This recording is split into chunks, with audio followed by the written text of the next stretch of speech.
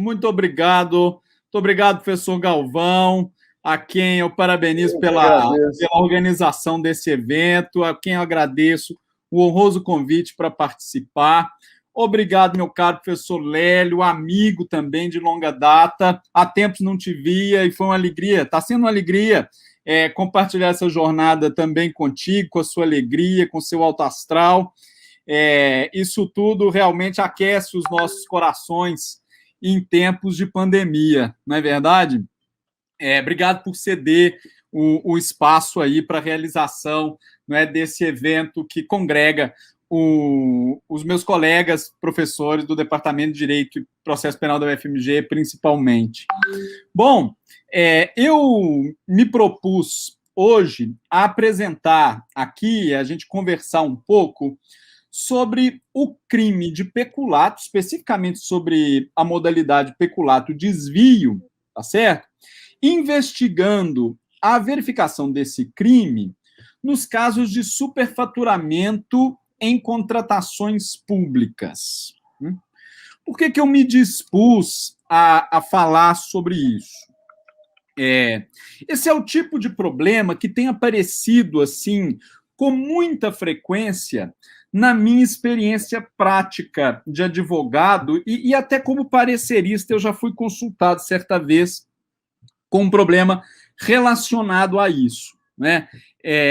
Quem é da prática da advocacia criminal sabe, né? Ou da magistratura, enfim, quem lida com operacionalidade do direito penal sabe que com muita frequência, né, em casos que envolvem contratações públicas decorrentes de supostos crimes licitatórios, né, ou por contratação direta, com dispensa ou inexigibilidade ilegal de licitação ou com fraude à licitação, quando ocorre, não é, na contratação ou na própria execução do contrato um superfaturamento, verifica-se um superfaturamento, é comum haver denúncia não apenas pelo crime licitatório, né, mas haver também uma pretensão de punir o crime de peculato, justamente na modalidade desvio, não é? E quando a gente analisa a jurisprudência, a gente vê que muitas vezes as condições da punibilidade do peculato nesses casos, elas ainda são um tanto confusas. Algumas vezes tem-se a impressão de que se vislumbra o peculato exclusivamente diante da prova de um sobrepreço no contrato administrativo decorrente, não de uma fraude à licitação, por exemplo, né? Outras vezes, no caso, a gente tem alguns outros elementos ou algumas outras formas de superfaturamento, como o faturamento que decorre de fraude na própria execução do contrato, né, pela entrega de algo em qualidade ou quantidade distinta da que foi ajustada, quando a situação aí já é um pouco mais complexa. Enfim, diante disso, né, a gente se fez essa pergunta, né? Será, né, que toda forma de superfaturamento em contratações públicas que seja alcançado pelo dolo aí do ordenador de despesas, né, quem paga mais do que deveria pagar, violando aí um dever de administrador, está desviando dinheiro público no sentido da norma incriminadora do peculato desvio, né? Ou, em outras palavras, não é? Nós podemos dizer qual é o alcance dessa figura do peculato desvio, né? Será que o que se pune como peculato desvio são todas as infrações de normas na administração de recursos públicos de que decorre prejuízo para a administração?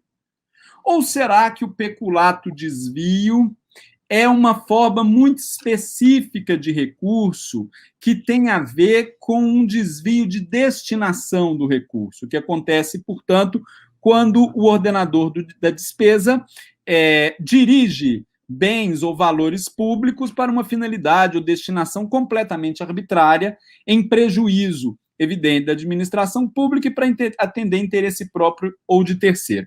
Eu já adianto para vocês que essa hipótese mais restrita é a minha hipótese, que eu vou tentar expor e demonstrar aqui para os senhores. Bom, para isso, eu procurei fazer aqui, partir de um caso específico, que nós vamos tentar solucionar ao final. O caso é o seguinte: um secretário municipal de transportes S, ele dirige um procedimento licitatório, quer dizer, ele faz um procedimento licitatório dirigido para beneficiar uma determinada empresa, né, de um apoiador político do partido dele, né? Essa empresa é, de fato, contratada para prestação de serviço de transporte público com um sobrepreço na proposta, estimado em 40% dos valores geralmente praticados no mercado, do que teria decorrido um prejuízo de 10 milhões aos cofres públicos. Tá? Dadas apenas essas informações, eu me pergunto, não é, se esse secretário municipal S será punível também por peculato, além da fraude ao caráter competitivo do procedimento licitatório que eu descrevi aqui no meu caso. Bom, essa é a forma básica. Nós temos aqui duas variantes. Na primeira variante, eu acrescento um elemento. O elemento de que esse sobrepreço de 40% a mais foi combinado entre o gestor e o empresário beneficiado, sendo que o valor correspondente foi destinado posteriormente, né, depois de recebido pela empresa prestadora do serviço, esse empresário, então, destinou esse valor, esses 10 milhões a mais que ele recebeu, né, para o pagamento de despesas não declaradas de campanha eleitoral de candidatos diversos do partido desse secretário municipal. Então, essa é uma variante. Tá? A segunda variante do caso, eu mudo um pouquinho, porque eu tiro o sobrepreço e tiro a combinação, esse encaminhamento posterior de dinheiro para uma determinada campanha eleitoral. Na variante 2, nós temos o seguinte: o valor do contrato era compatível com os preços de mercado, ok? Mas houve uma fraude nas medições, né? De modo que os serviços pagos, né, foram pagos em volume 50% maior do que o efetivamente prestado. Tá certo? Então, o sujeito acabou recebendo, os valores estavam compatíveis com o mercado, mas ele não prestou metade do serviço que ele recebeu como se tivesse prestado. Né? Bom, nesse caso aqui não se apurou outros beneficiários para além da empresa contratada. Então, partimos da premissa de que o dinheiro pago a esse empresário ficou com esse empresário mesmo. Bom, então, vamos ao tipo, não é? O peculato desvio, ele é uma forma do peculato próprio, né? Do peculato previsto no caput, que tem aqui, na verdade, duas modalidades, né? Exatamente a apropriação e o desvio. Depois, no Código Penal, nós vamos ter o peculato furto, né, que envolve uma subtração facilitada pelo cargo e a modalidade culposa do peculato. Mas, vindo aqui para o caput, nós temos apropriar-se o funcionário público de dinheiro, valor ou qualquer outro bem móvel, público ou particular, de que tenha posse em razão do cargo, ou desviá-lo em proveito próprio ou alheio. E a pena é de reclusão de 2 a 12 anos e multa. Pois bem, o peculato apropriação, não é? Ele é propriamente uma apropriação indébita de dinheiro, valor ou qualquer outro bem público, não é? Móvel, de que o sujeito tem ali a posse ou a detenção, acho que até no caso do servidor público é mais uma detenção, né?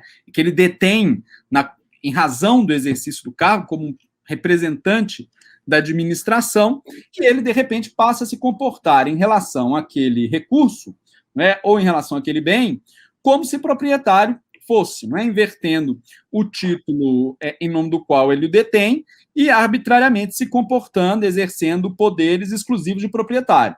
Então, dispondo desse bem em nome próprio, doando, vendendo, ou simplesmente consumindo com o bem ou com o recurso, ou se negando a devolvê-lo quando esse bem ou esse recurso lhe seja legitimamente reclamado, né? Então, nós temos uma coisa que na apropriação, uma coisa bem tosca, né, em que o sujeito realmente passa arbitrariamente a se comportar como proprietário sem sê-lo, né, exercer poderes que ele não tem em relação à coisa, como o servidor da Secretaria de Saúde, que pega lá uma caixa de vacinas do coronavírus e leva para casa para vacinar seus familiares, não é? De uma forma absolutamente ilegítima.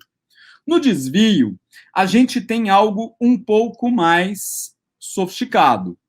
A gente tem uma disposição de dinheiro, valor ou qualquer outro bem imóvel, né, em nome da administração pública, realizada por esse servidor, que é ordenador de despesa, não é? E que tem, portanto, de qualquer maneira, poderes para dispor dos bens da administração, né, realizar pagamentos, por exemplo, né, em nome da administração, e ele o faz violando regras da própria administração e violando, portanto, a vontade do ente administrado. É uma espécie de traição da administração pública por aquele que administra, por aquele que gere os seus bens. Ou seja, o que nós temos aqui é uma espécie, na verdade, de infidelidade patrimonial, não é? De uma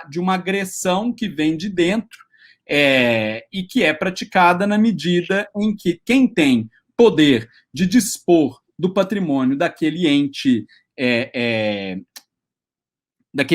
público o faz violando a vontade desse ente público, manifesta nas leis, portarias, regulamentos, contratos, etc. Não é? Bom, agora, então, nós temos aqui, e é engraçado, porque essa talvez seja uma das formas mais comuns de peculato, né? Os pagamentos indevidos, os desvios em pagamentos ou por meios de pagamentos, mas é uma das formas menos estudadas, menos analisadas, o que é especialmente sentido porque esse tipo de peculato desvio, ele quase que resta apenas no direito penal brasileiro. Quando a gente analisa o direito comparado, a gente vê que essa infidelidade patrimonial, essa administração danosa do patrimônio público, ela costuma ser prevista num tipo próprio, bem mais amplo. A própria Itália fez isso. A gente copiou essa forma aqui do peculato, inclusive o peculato desvio, da distrazione, né? A figura parecida que havia no Codice Rocco italiano, mas eles mesmos já derrogaram essa parte e hoje eles têm um tipo para essa apropriação ilegítima e outro tipo para malversação, para administração danosa do patrimônio público. Bom, aí o que eu me pergunto aqui fundamentalmente é se esse desvio do recurso, que é característico do peculato desvio, se é todo gasto indevido, né? Qualquer gasto indevido, se é um gasto que viola normas de ordenação de despesa, ele já é um peculato desvio, ou é um peculato desvio apenas digamos assim, a atribuição de uma destinação completamente extravagante ao recurso, uma destinação não prevista na lei. Bom, se a gente olhar toda a nossa doutrina sobre o peculato desvio, nós vamos ver que ele é caracterizado como um desvio de destinação do recurso. Um recurso que é dirigido a um fim diverso do que a lei previa, que tem uma destinação diferente, é uma alteração arbitrária do emprego que deveria ser dado ao recurso. O recurso, então, receber um emprego completamente distinto do que a lei ou outras disposições normativas, portaria, contrato, resolução orçamentária, etc., previam, não é, por um abuso de poder do ordenador de despesa que trai o interesse da administração para atender interesse próprio ou de terceiro. E se nós admitirmos que é isso, né, nós temos aqui algo que tem um conteúdo de injusto muito parecido com uma apropriação arbitrária, né? É tão grave, tão tosco quanto me apropriar arbitrariamente em nome próprio e doar em nome próprio, por exemplo, um bem público, como uma caixa de vacinas, né? Como eu, na condição de realizar um pagamento, não é pagar por um serviço não prestado para poder atender um interesse de terceiro ou mesmo para desviar esse dinheiro em meu próprio benefício. Bom, então, nós temos aqui, nessas duas hipóteses que eu mencionei, iniciais como possíveis desvios característicos do peculato, né? Qualquer infração de norma que gere prejuízo patrimonial ou especificamente uma infração relacionada à destinação, né? Essa dicotomia a gente pode designar como desvio de recurso e desvio de gestão, né? Sendo que o desvio de gestão seria quaisquer violações de deveres na ordenação de despesa, que prejudica a economicidade, e o desvio de recurso, uma violação específica sobre a destinação, né? Como eu falei aqui, mencionando exemplos. Bom,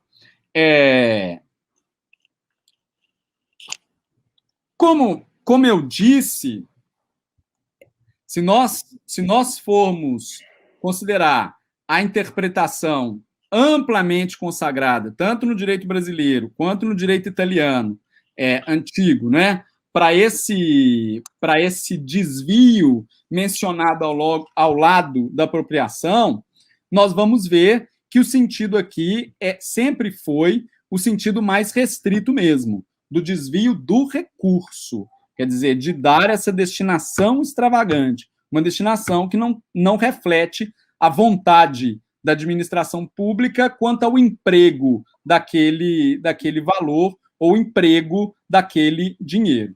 Bom, mas aí nós temos alguns tipos, na verdade, que tratam de desvio de recurso, e não só o peculato desvio, né? Vocês devem estar me ouvindo falar aí, devem estar pensando, bom, e o emprego irregular de verbas públicas, né? E a ordenação ilegal de despesas, não é disso que se está falando? Também. Mas há uma diferença fundamental, né? No emprego irregular de verbas públicas ou na ordenação ilegal de despesas, há uma violação dos regulamentos orçamentários ou da lei orçamentária ou do plano plurianual. Enfim, há uma violação de regra legal de gestão financeira dos recursos públicos, mas, em todo caso,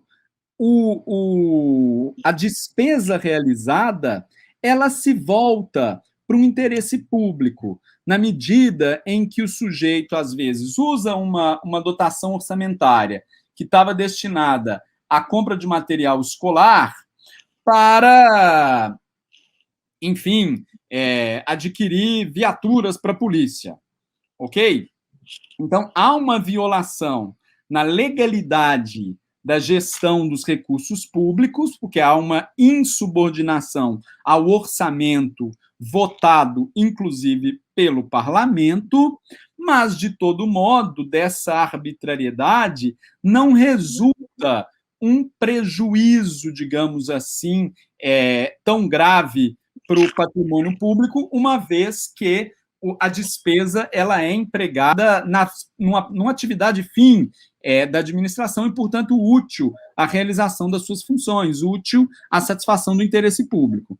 Coisa muito diversa se dá quando o sujeito realiza um pagamento por um serviço não prestado, ou quando ele simula um pagamento, ou simula em parte um pagamento, para receber depois parte daquele recurso pago e, assim, desviar uma parcela dos valores à disposição da administração para o seu locupletamento ou para a realização de outros fins, como, por exemplo, financiamento de campanha eleitoral ou de partido político. Nesse caso, é evidente aqui o prejuízo para a administração pública, é evidente a irracionalidade desse ato de disposição na perspectiva da administração, e a lógica dele vai ser, materialmente falando, e, portanto, o conteúdo de injusto dele vai ser muito equivalente, ou perfeitamente equivalente,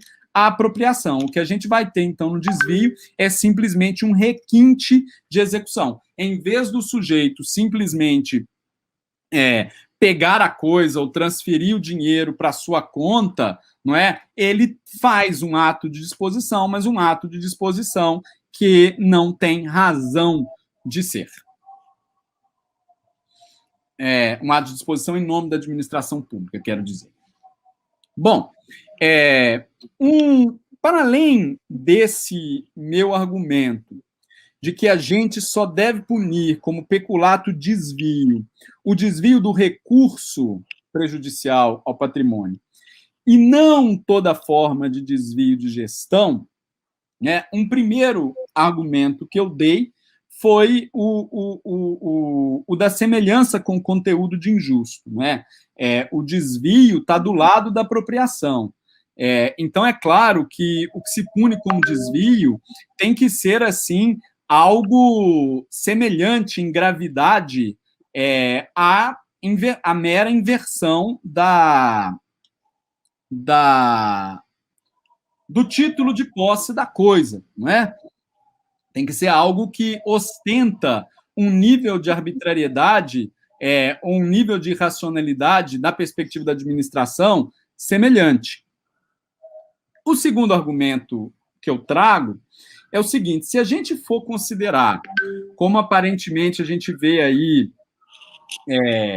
por essas denúncias que eu mencionei no início da minha exposição, que toda despesa irregular, ou que toda, digamos, despesa antieconômica que decorre de uma contratação irregular, portanto, todo desvio de gestão que implica em prejuízo administrativo configuraria o peculato desvio, a gente vai estar dando ao peculato desvio uma amplitude enorme, nós vamos estar fazendo do peculato desvio e tratando o peculato desvio como se ele fosse a forma tipificada do delito de infidelidade patrimonial no Brasil. Só que a infidelidade patrimonial, ela não é tipificada no Brasil com a amplitude que ela é tipificada em outros países.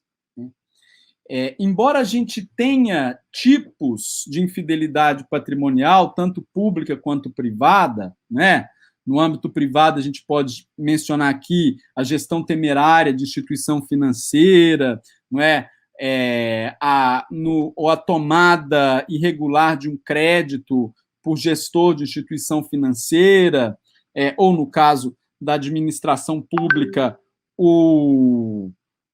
uma ordenação irregular de despesa, enfim. Embora a gente preveja de forma específica diversas formas de infidelidade patrimonial em tipos restritos, a gente não tem um tipo genérico, amplo, que incrimine toda forma de infidelidade patrimonial. O que é infidelidade patrimonial?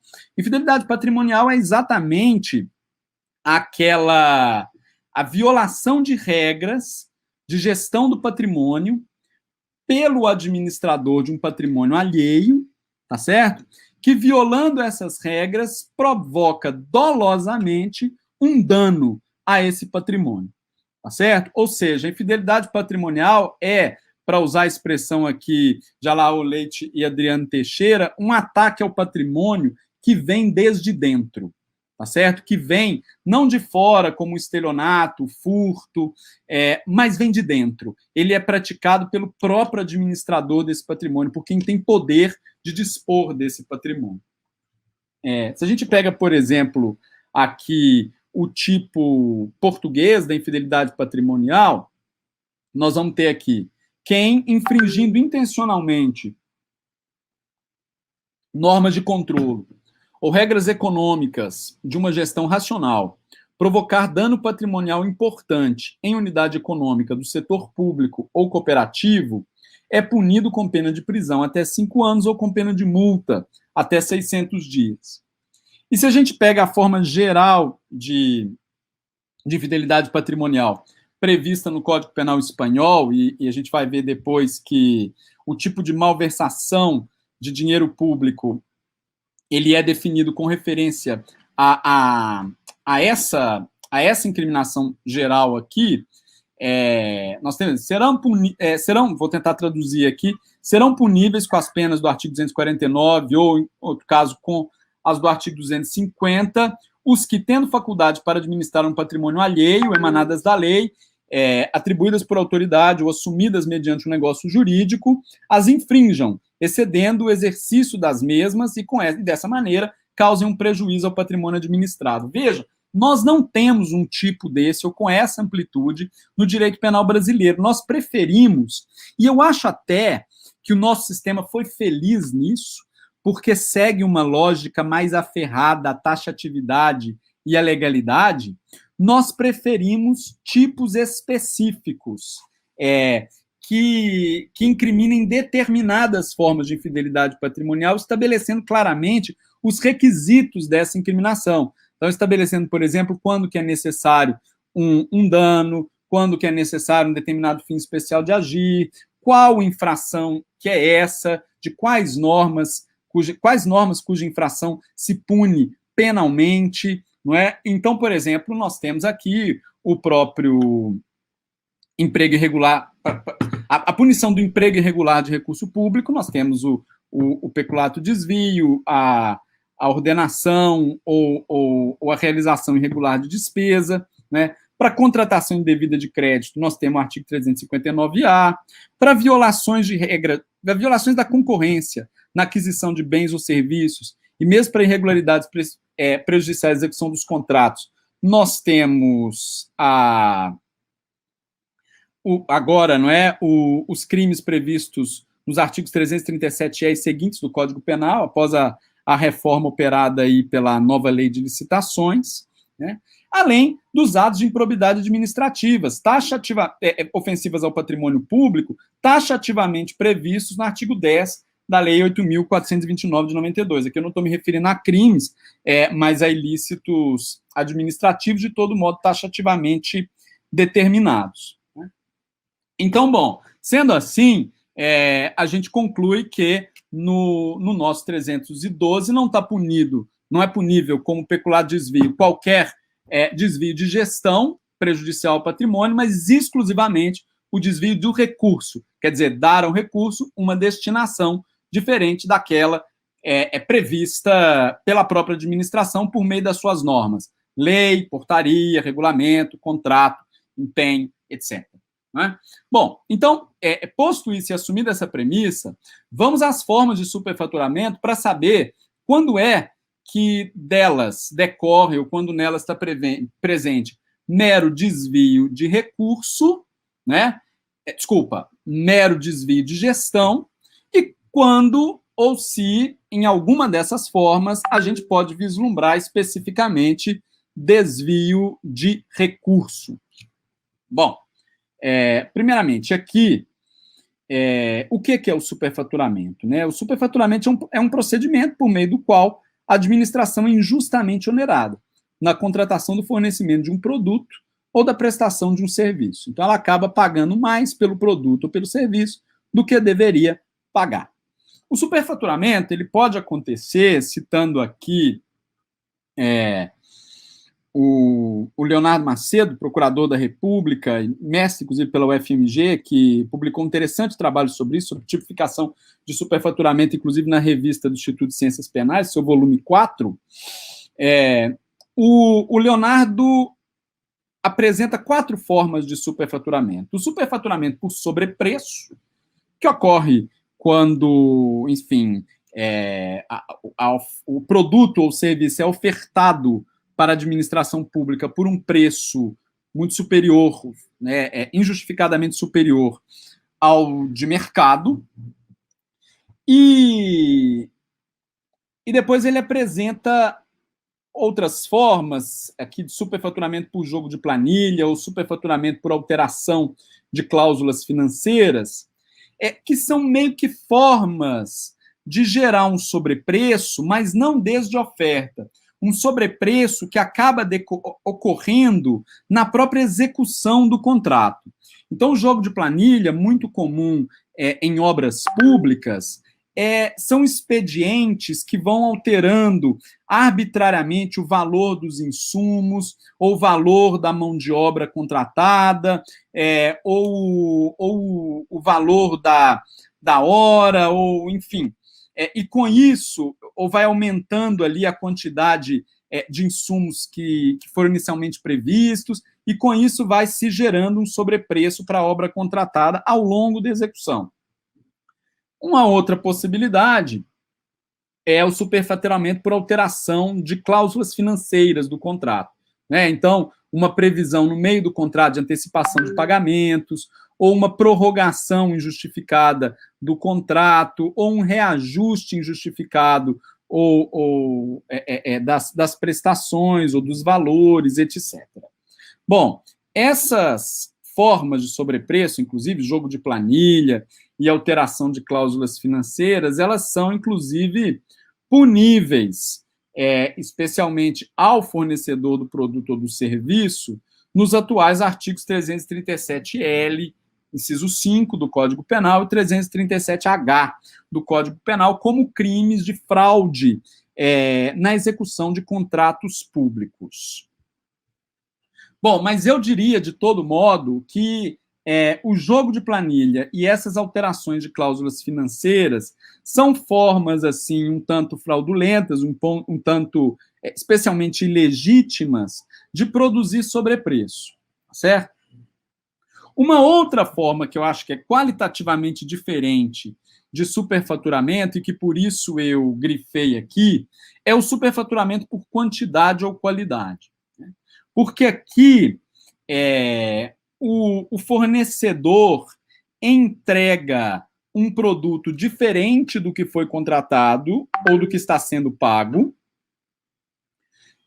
diferente do que foi previsto no edital, diferente do que foi previsto no contrato, diferente do que está constando da medição, diferente do que fundamenta o empenho e o pagamento. Ok? Diferente ou na quantidade, então ele fornece menos produto ou menos serviço do que aquilo que ele está, do que o que corresponderia ao pagamento que ele está recebendo, ou então há um superfaturamento aqui por qualidade. Ele fornece um produto de qualidade menor, né, ou de qualidade completamente distinta, ou às vezes até de uma qualidade inservível, deteriorada, falsificada, etc., que não justifica, portanto, ou que não é aquela que fundamenta o pagamento que ele está recebendo. Ou seja, o sujeito entrega gato por lebre. Né?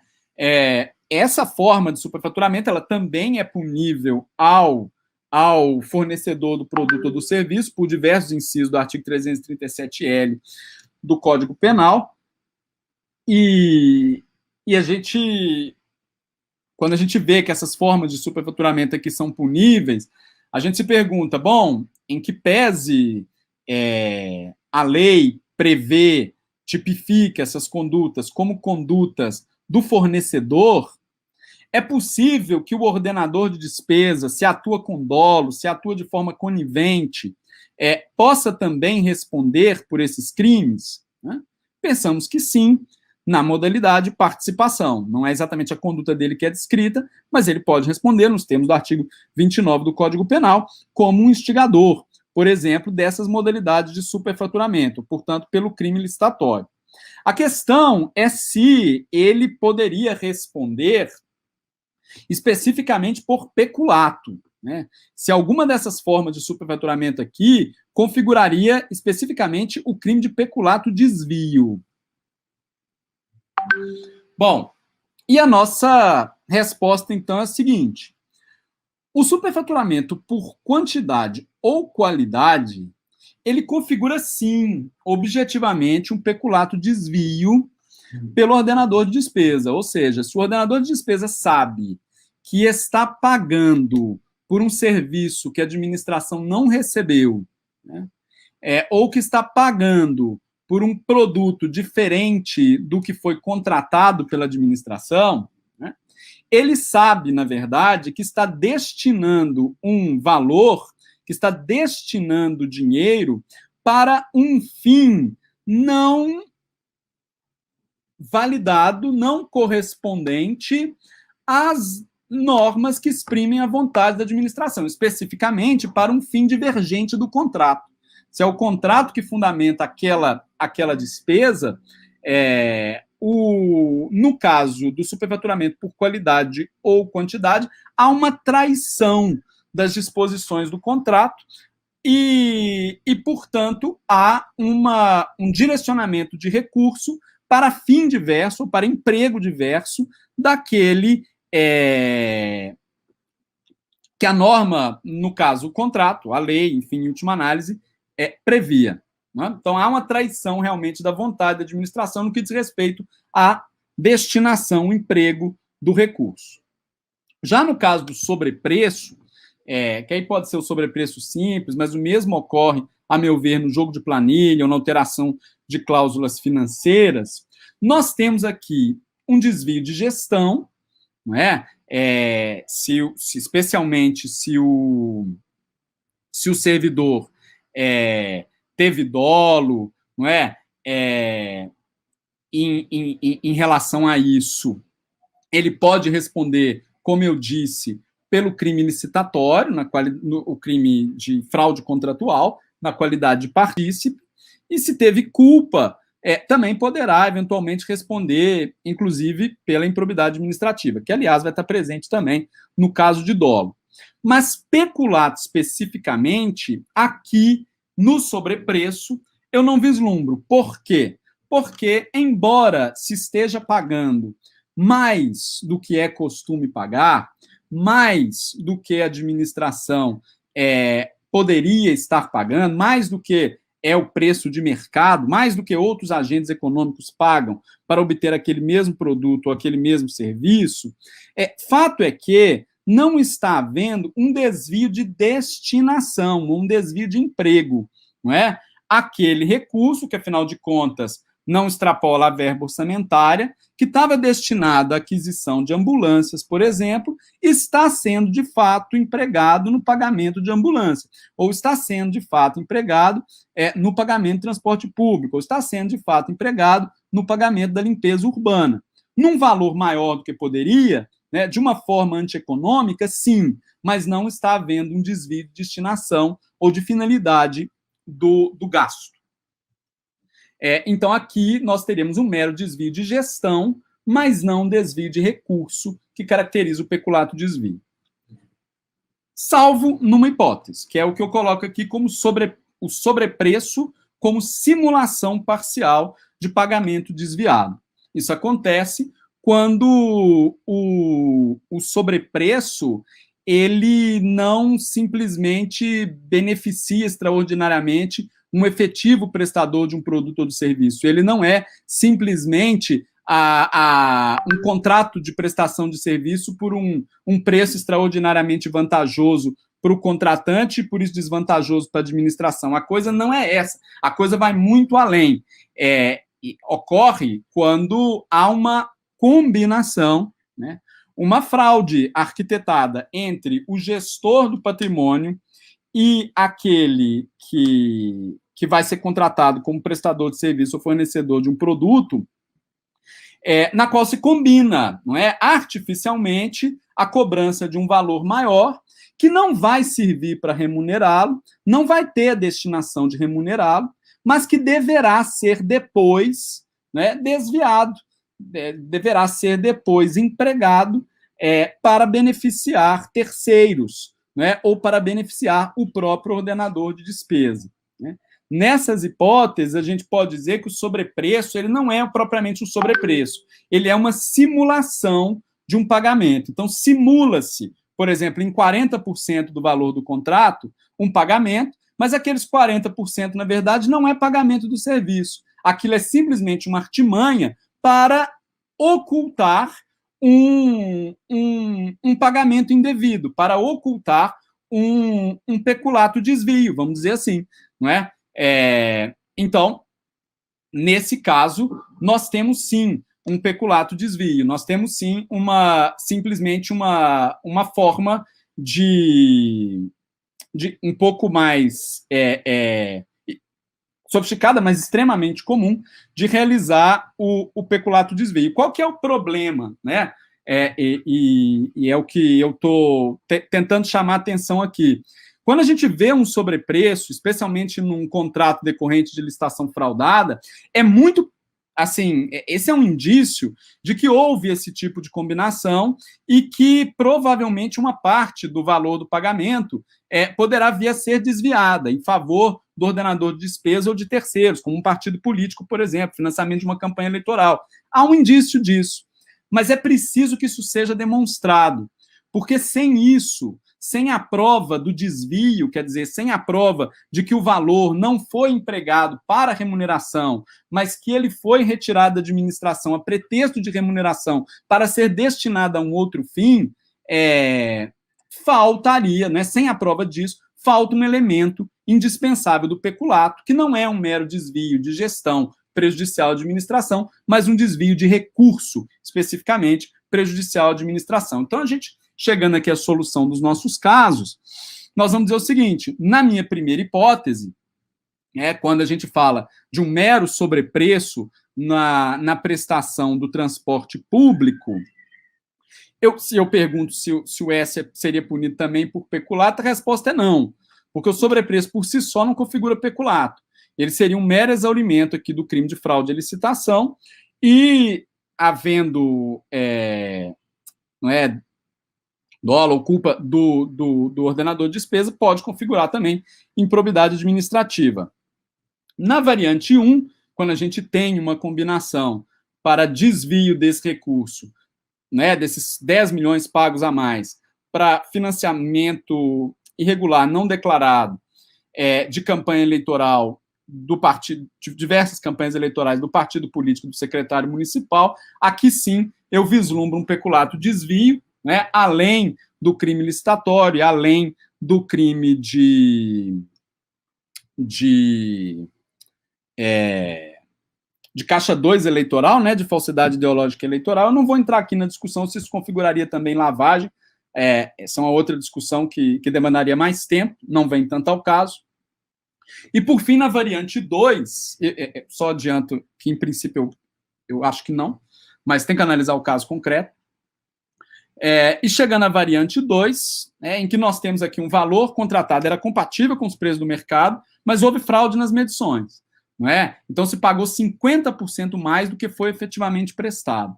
50%, então, foi um pagamento sem causa ao empresário.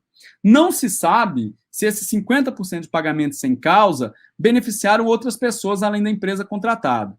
Mas eu diria que aqui, independentemente da gente conhecer um outro destino, a gente já tem, de todo modo, configurado um desvio do próprio recurso. Por quê? Porque em 50% do que foi pago, pagou-se sem contrapartida de serviço ou de produto. Né? Então, pagou-se sem causa legal, sem causa contratual. E esse pagamento arbitrário, esse pagamento que viola as normas específicas sobre destinação do recurso, é um desvio de recurso que configura o peculato desvio.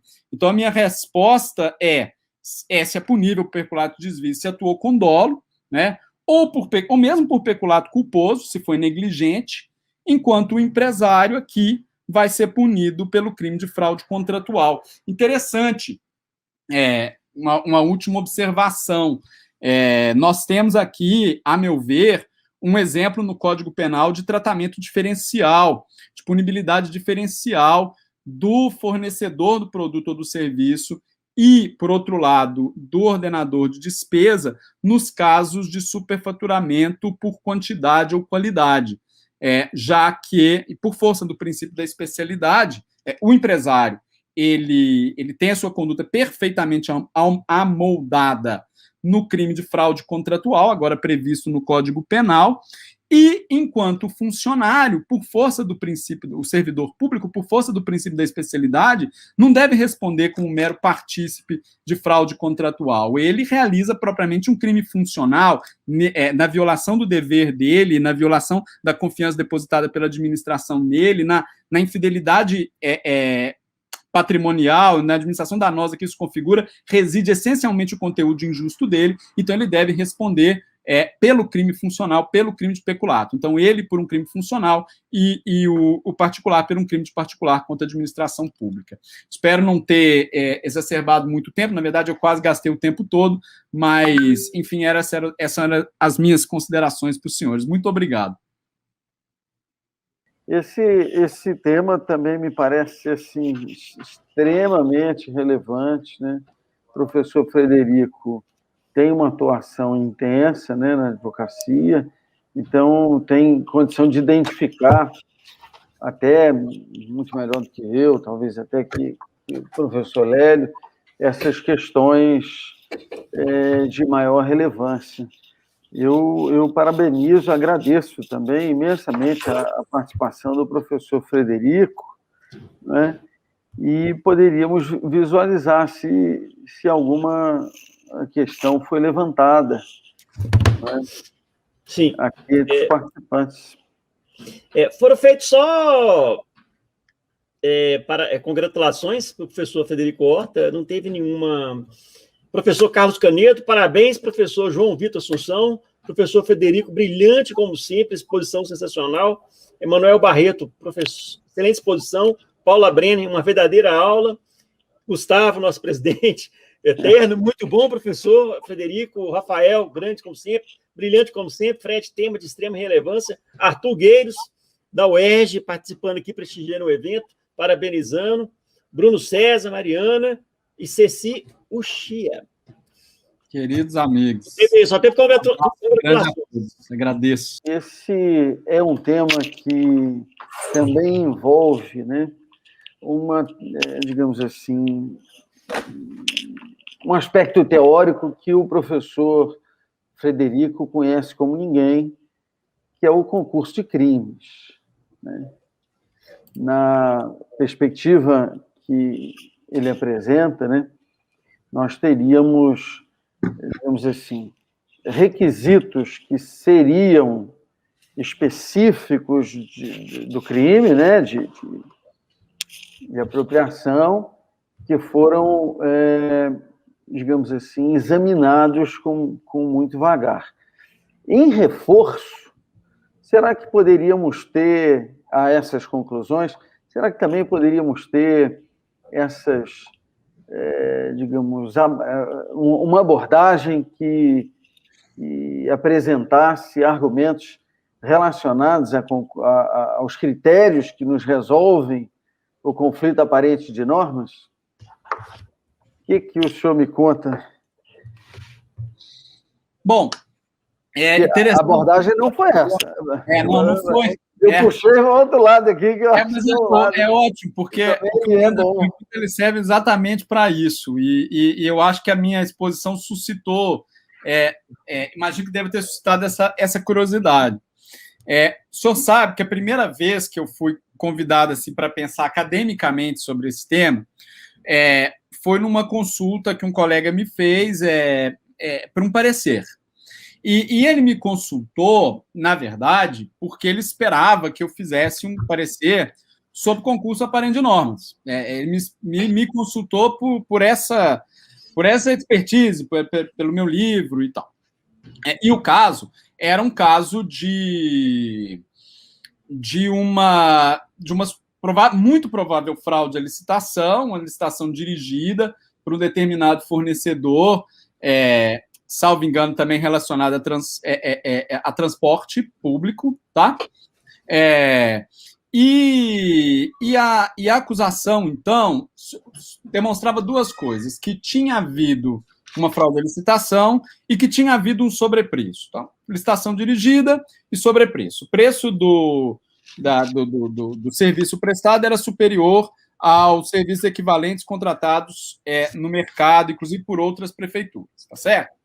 E ele foi denunciado, então, pelo crime de fraude à licitação e também por peculato. Enfim, o cliente aí e vários corretos.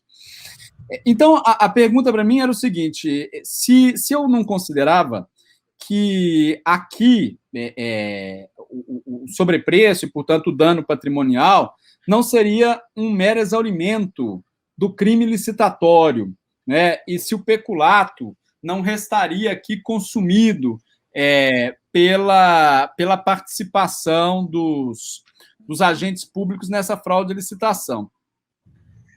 E eu acabei fazendo um parecer diferente, porque o que eu acabei demonstrando foi o seguinte: olha, o mero sobrepreço simplesmente não configura o peculato. Nós não temos aqui um concurso aparente de normas. Para a gente ter uma configuração de peculato, era preciso que a acusação tivesse se desincumbido de demonstrar mais, não mero sobrepreço, mas, eventualmente, uma prestação de serviço a menor, ou pelo menos um desvio do recurso pago para o prefeito, para o secretário, para o gestor, para o partido político, quem quer que seja. Sem isso, a gente não teria um peculato, a gente só teria um crime licitatório. Mas, eventualmente, em alguns casos que eu mencionei aqui, eu mencionei os dois tipos, eu mencionei a punibilidade pelos dois crimes. Né? Então, por exemplo, quando a gente tem uma fraude à licitação, né, e na execução do contrato, nós temos fraude contratual com consequente sobrepreço por quantidade ou qualidade. Aqui, haveria concurso aparente entre os incidentes fraude à licitação e peculato, né? Os dois, eu estou afirmando a incidência dos dois. Mas eu posso aplicar os dois? Olha, eu penso que sim. Eu penso que sim, porque a fraude à licitação, ela não é... Primeiro, a gente não pode dizer que a fraude à licitação é geralmente acompanhada por peculato, nem que o peculato é geralmente acompanhado por fraude à licitação. Então, eles não são dois tipos de injustos estreitamente relacionados pela forma como as coisas geralmente acontecem. Então, só por aí eu já não já afastaria, assim, tenderia a negar a consunção. Mas uma confirmação disso é que me parece que, nesse caso, por exemplo, os conteúdos injustos estão bem diferentes. Na fraude à licitação, nós temos não só um prejuízo para o patrimônio público, porque numa execução fraudada a administração tende a fazer pior negócio, mas nós temos especialmente um prejuízo à concorrência, ao direito de outras pessoas a ter as mesmas chances de contratar com a administração pública, né? Então, há uma lesão aqui à livre concorrência, que tem um conteúdo de injusto completamente distinto, autônomo, independente do conteúdo de injusto do peculato, que é o desvio do recurso público, a improbidade, digamos assim, a gestão improba que gera uma perda de receita, não é? Um dano patrimonial à administração. Professor Frederico, é sempre uma alegria e sempre muito produtivo ouvi-lo nas suas reflexões. A análise de caso é uma coisa assim muito produtiva. Nós estamos precisando usar mais esse método, um método que aponta a solução, não é, de questões práticas relevantes. Então, agradeço muito a sua participação. com certeza foi muito produtivo.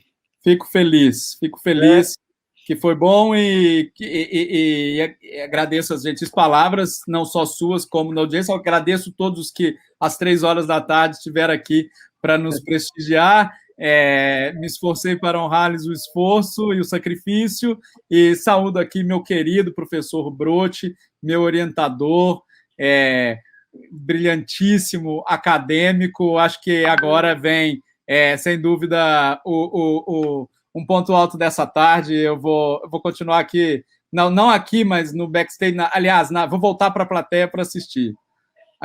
Desejo ao senhor excelente conferência, professor. Valeu.